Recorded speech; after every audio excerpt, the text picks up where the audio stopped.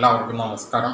നമ്മുടെ രാഹുൽ മാക്കൂട്ടം വളരെ അജയ്യനായിട്ട് ഫിനിക്സ് പക്ഷിയെപ്പോലെ ഉയർന്നു വരുന്നതായിട്ടാണ് ഇപ്പോൾ പൊതുസമൂഹത്തിൻ്റെ ഒരു വിലയിരുത്തൽ.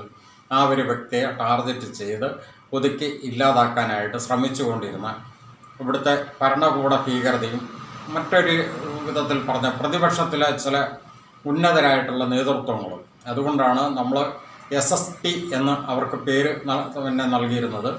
SSP എന്നാൽ സതീശനിസ്റ്റുകൾ, സംഘിസ്റ്റുകളും പിണറായിസ്റ്റുകളും ചേർന്ന ഒരു അജന്മ ശത്രുക്കളായൊരു കൂട്ടുമുന്നണി ഈ ഒരു വ്യക്തിയെ ടാർഗറ്റ് ചെയ്ത് ഇല്ലാതാക്കുന്നതിൽ മാത്രം ഒറ്റക്കെട്ടായി ഒരുമിച്ച് നിന്നുകൊണ്ട് ഈ സമൂഹത്തിലെ തന്നെ ചില തരം താണ സ്ത്രീ കഥാപാത്രങ്ങളെ കൂടി വിലക്കെടുത്തുകൊണ്ട് അവരെ മുന്നിൽ അണിനിരത്തിക്കൊണ്ട് അവരുടെ പിന്നിൽ നിന്നുകൊണ്ട് കളിച്ച് ഈ ഒരു വ്യക്തിയെ ഒതുക്കി ഇല്ലാതാക്കാൻ ശ്രമിച്ചിരുന്നു.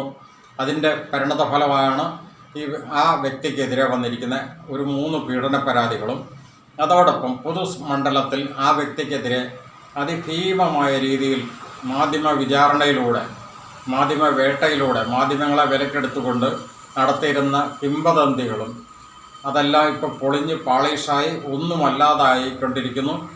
ഈ 3 പീഡന പരാതികളും കോടതികളിൽ പോലും ഇപ്പം നിലനിൽക്കുന്നില്ല എന്നുള്ളൊരു നിലയിലേക്ക് ആദ്യമേ തന്നെ നീതിബോധമുള്ള കുറേ ഉന്നത നിയമ വിദഗ്ധർ തന്നെ അത് ചൂണ്ടിക്കാട്ടിയിരുന്നു. അതുകൂടാതെ ഇപ്പോൾ കോടതികൾ തന്നെ അക്കാര്യങ്ങൾ അടിവരയിട്ട് പറഞ്ഞിരിക്കുന്നു. അതുകൊണ്ട് തന്നെ രാഹുൽ മാക്കൂട്ടം എന്ന വ്യക്തി ഇന്നിപ്പോൾ കേരള പൊതുമണ്ഡലത്തിൽ, കേരള രാഷ്ട്രീയ പൊതുമണ്ഡലത്തിൽ അജയ്യനായി ഫിനിക്സ് പക്ഷിയെപ്പോലെ ഉയർന്നു തന്നെ നിൽക്കുന്നു. അതിൻ്റെ പിന്നിൽ കളിച്ച വ്യക്തികളിലെ അവരുടെ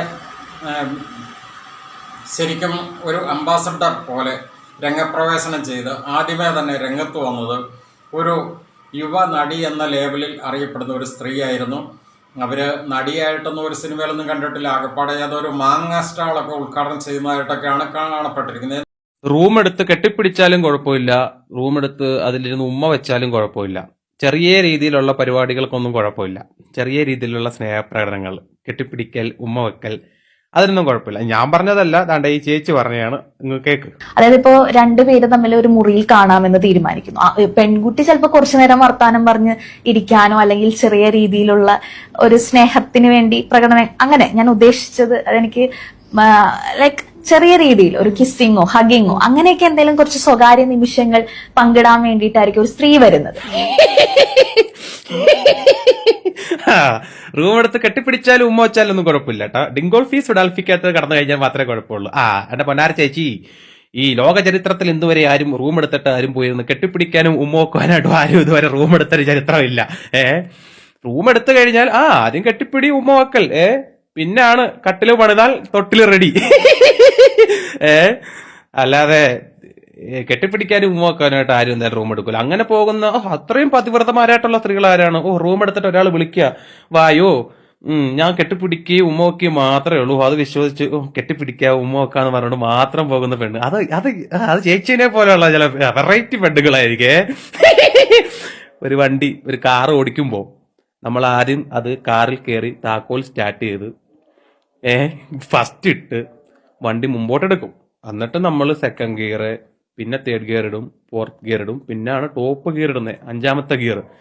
അതും ഇട്ട് കഴിഞ്ഞാൽ മാത്രമേ ആ വാഹനം ഡ്രൈവ് ചെയ്യുന്ന പൂർണ്ണതയിൽ എത്തത്തുള്ളൂ. അല്ലാതെ ചരിത്രത്തിൽ ഇന്ന് വരെ ആരും കാറിലോട്ട് കയറി താക്കോൽ അങ്ങോട്ട് ഓണാക്കി സ്റ്റാർട്ടാക്കിയിട്ട് എന്നാ പിടിച്ചോ 5ാമത്തെ ഗിയർ ഇട്ടുകൊണ്ട് അങ്ങോട്ട് വണ്ടി ഓടി ഇന്ന് വരെ ചരിത്രത്തിൽ അത് നടന്നിട്ടില്ല. അത് മനസ്സിലാക്കും.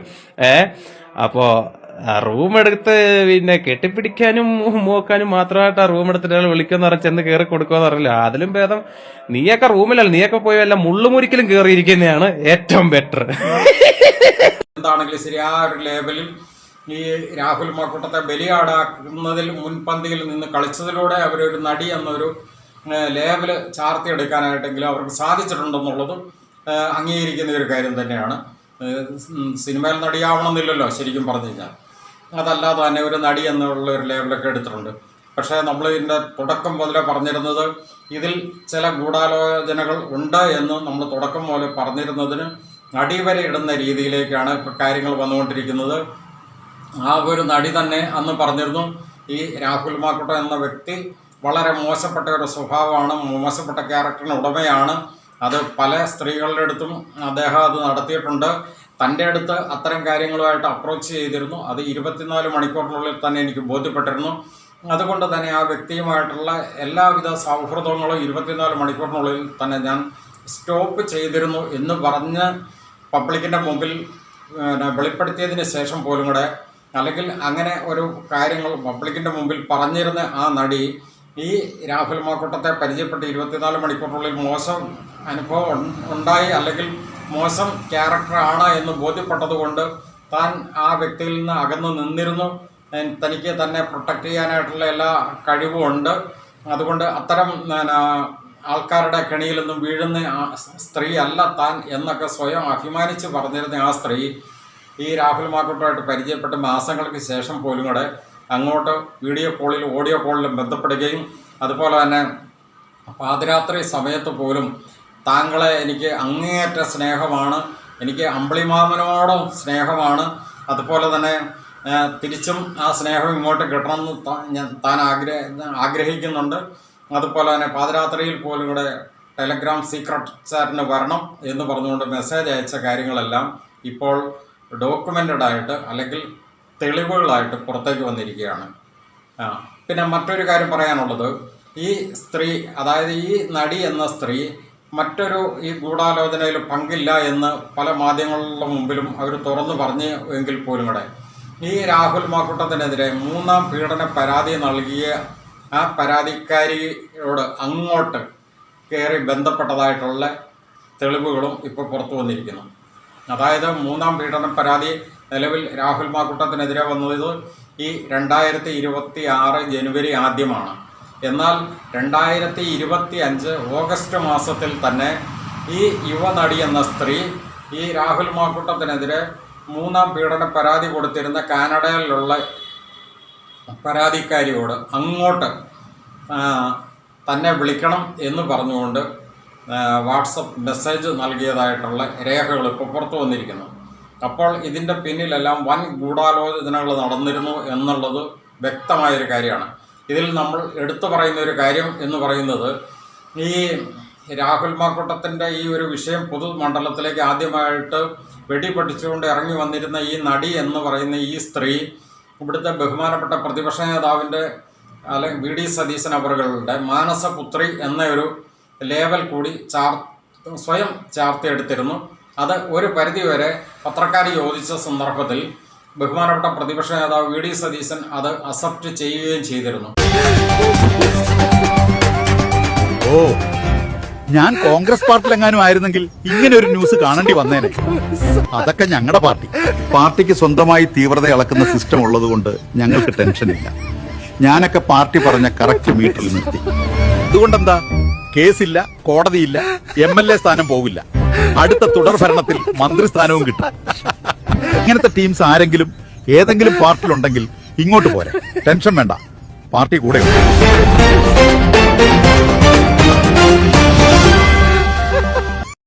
അങ്ങനെ വരുമെങ്കിൽ ഈ രാഹുൽ മാക്കൂട്ടത്തെ ഒതുക്കാനായിട്ട് വി ഡി സതീശൻ്റെ പങ്ക് വളരെ വ്യക്തമാണ് എന്ന് തുടക്കം മുതലേ സംശയിച്ചിരുന്ന പൊതുസമൂഹത്തിൻ്റെ ആ ഒരു ധാരണയ്ക്ക് ഒന്നുകൂടി അടിവരയിടുന്ന രീതിയിലേക്കായി ഇപ്പോഴത്തെ ഈ സംഭവ വികാസങ്ങൾ എന്നുകൂടി വരുമ്പോൾ ഇതിനകത്ത് നമ്മൾ പറഞ്ഞിരുന്നതുപോലെ, അതായത് ഭരണകക്ഷികൾക്കെതിരെ അതിശക്തമായിട്ട് പ്രതികരിച്ചുകൊണ്ടിരുന്ന രാഹുൽ മാക്കൂട്ടം അവരിൽ നിന്നുള്ള അറ്റാക്ക് കൃത്യമായിട്ടും പ്രതീക്ഷിച്ചിരുന്നു എങ്കിൽ പോലും കൂടെ, അതായത് ശത്രുവിൻ്റെ ശക്തി എത്ര ശക്തമാണെങ്കിൽ പോലും ആ ശക്തി മനസ്സിലാക്കി കഴിഞ്ഞാൽ ഒരിക്കലും പരാജയപ്പെടില്ല. എന്നാൽ കൂട്ടത്തിൽ നിൽക്കുന്നവൻ്റെ ചതി മനസ്സിലാക്കിയില്ലെങ്കിൽ പരാജയപ്പെടുക തന്നെ ചെയ്യും എന്ന് പറഞ്ഞ ആ ഒരു ആപ്തവാക്യം പോലെ തന്നെ ഈ ഒരു വിഷയത്തിനകത്ത് രാഹുൽ മാക്കൂട്ടത്തെ ഈ ഒതുക്കി ഇല്ലാതാക്കാനായിട്ട് പ്രവർത്തിച്ചതിൽ 1ാം കാരണക്കാരൻ ബഹുമാനപ്പെട്ട പ്രതിപക്ഷ നേതാവ് ശ്രീ വി ഡി സതീശനാണ് എന്നുള്ളത് ഇപ്പം പൊതുസമൂഹത്തിൽ ഒന്നുകൂടി വ്യക്തമായി വന്നുകൊണ്ടിരിക്കുന്നു. ആ ചാപ്റ്റർ നമ്മൾ ക്ലോസ് ചെയ്താണ്. ഒരു ചർച്ചയില്ല, അല്ല ഒരു ചർച്ചയില്ലെന്നേ. ഞാൻ അതിനെക്കുറിച്ചൊരു ചർച്ചയില്ല. ഞങ്ങൾ തീരുമാനം എടുത്തിട്ടുണ്ട്. ആ തീരുമാനം KPCC പ്രസിഡന്റ് പ്രഖ്യാപിച്ചിട്ടുണ്ട്. ഇനി ആ വിഷയത്തിൽ ഞങ്ങളുടെ ഭാഗത്തു നിന്ന് ഒരു ചർച്ചയില്ല. അതൊക്കെ അതാത് സമയത്ത് പാർട്ടി യുക്തിപൂർവമായ തീരുമാനങ്ങൾ അതാത് സമയത്ത് എടുക്കും. ഇതൊക്കെ രാഷ്ട്രീയത്തിലാണെങ്കിൽ പോലും സാമൂഹ്യ നീതിബോധ മണ്ഡലത്തിൽ വളരെയധികം ചോദ്യം ചെയ്യപ്പെടുന്ന ഒരു കാര്യമാണ്. പ്രത്യേകിച്ച് ഇവിടുത്തെ ഭരണകൂട ഭീകരതയുടെ അതിഭീവത്സമായൊരു മുഖം പൊതുസമൂഹം അനുഭവിച്ചുകൊണ്ടിരിക്കുമ്പോൾ ജനങ്ങൾ ഏറ്റവും കൂടുതൽ പ്രതീക്ഷ വെക്കുന്നത് ഇവിടുത്തെ പ്രതിപക്ഷത്തെയാണ്. ആ പ്രതിപക്ഷത്തിൻ്റെ നേതൃസ്ഥാനത്തിരിക്കുന്ന വ്യക്തി പോലും കൂടെ ഇത്തരം ഒരു കളങ്കിതനാകുന്ന ഒരവസ്ഥയിലേക്ക് വരിക എന്ന് പറഞ്ഞു കഴിഞ്ഞാൽ അത് വളരെയധികം പൊതുസമൂഹത്തിൻ്റെ നീതിബോധത്തിന് വേദന ഉണ്ടാക്കുന്ന ഒരു കാര്യമാണ്. ഇത് ഇന്ന് വീണ്ടും ഇത് ചർച്ചയാക്കാൻ വേണ്ടിയുള്ള ചോദ്യമാണ്. ഒക്കെ രാഹുൽ മാങ്കൂട്ടത്തിൽ കൃത്യമായും മറുപടി പറയുന്നത് രാഹുൽ മാങ്കൂട്ടത്തിൻ്റെ മറുപടി എടുത്തു നോക്കിയാണ്. അതല്ല, രാഹുൽ മാങ്കൂട്ടത്തിൽ കൃത്യമായും മറുപടി പറഞ്ഞ് സ്വയം പരിഹാസമായിട്ട് നിൽക്കുക. കൈരളിയുടെയൊക്കെ ലേഖകര് ഒന്ന് അന്വേഷിക്കുക. അല്ല എന്നോട് ചോദിക്കേണ്ട കാര്യം. അതുകൊണ്ട് തന്നെ ഈ ഒരു കാര്യത്തിനകത്ത് പ്രതിപക്ഷ നേതാവിൻ്റെ വ്യക്തമായിട്ടുള്ളൊരു മെസ്സേജ് ഈ പൊതുസമൂഹത്തിന് നൽകേണ്ടതുണ്ട്. ഈ കാര്യത്തിനകത്ത് അദ്ദേഹത്തിൻ്റെ റോൾ എന്തായിരുന്നു, അദ്ദേഹത്തിൻ്റെ മാനസപുത്രിയായിട്ട് ഈ രംഗത്ത് വന്ന യുവനടി എന്ന ആ സ്ത്രീയുടെ റോൾ എന്തായിരുന്നു, അവർക്ക് അദ്ദേഹത്തിലുള്ള സ്വാധീനം എന്തായിരുന്നു, അതുപോലെ തന്നെ ഇനിയും ഇത്തരം പീഡന പരാതികളിലൂടെ ആ യുവാവിനെ ഇനിയും ഉന്മൂലനം ചെയ്ത് ഇല്ലാതാക്കണം എന്നുള്ള പ്രവർത്തനത്തിൻ്റെ ഭാഗമായിട്ട് ഇനിയും താങ്കൾ പ്രവർത്തിക്കുന്നുണ്ടോ, അതുപോലെ തന്നെ ഇതിനകത്തുള്ള താങ്കളുടെ പങ്കാളിത്തം എത്രത്തോളമാണ് എന്നൊക്കെ വളരെ കൃത്യമായിട്ട് ഇനിയാണെങ്കിൽ ശരി പൊതുസമൂഹത്തിലേക്കൊന്ന് അറിയിക്കേണ്ടതുണ്ട്. കാരണം പൊതുജനങ്ങൾ ഇതെല്ലാം ആഗ്രഹിക്കുന്നുണ്ട്. താങ്കൾ ഒരു കോൺഗ്രസ് നേതാവ് മാത്രമല്ല, താങ്കൾ കേരളത്തിൻ്റെ പ്രതിപക്ഷ നേതാവ് കൂടിയാണ്. അതുകൊണ്ട് തന്നെ അങ്ങനെ ഒരു സ്റ്റേറ്റ്മെൻറ്റ് താങ്കളിൽ നിന്നും പ്രതീക്ഷിക്കും എന്ന് പ്രതീക്ഷിച്ചുകൊണ്ട് നിർത്തുന്നു. നന്ദി.